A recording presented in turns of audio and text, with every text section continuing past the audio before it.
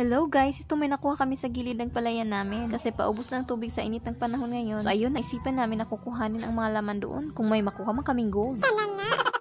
For the go. Pumunta na nga kami kagabi guys. Ito naman si Papa, inutusan pa nga akong kumuha raw ng net. Kaya nagmadali naman akong umuwi at kinuha yung net na kulungan ng mga manok namin noon. Oh no. Pero hindi naman pala yun ang tinutukoy niya. Ang mosquito net pala. Na hindi na rin ginagamit. So ayun nga, ginamit namin ito pang sala. Gamit ang balde para maubos ang tubig. Napagod talaga ako guys at pinagpawisan. But! Joke. Siyempre, ang madam nyo, tagahawak lang ng net. Sana all. For the go.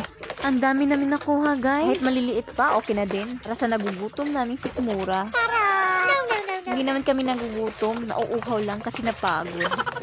Nahirapan talaga kami sa kalisod guys. Nakakuha nga kami ng halwan at pantat. Kaso pinahirapan talaga kami. Kasi ang liksi nito at ang dulas pa. Kaya ito na nga guys. Hinugasan ko na nga ng suka para mawala ang lansa at dulas. Kaya so happy ng mga person guys. May pangulam na kami.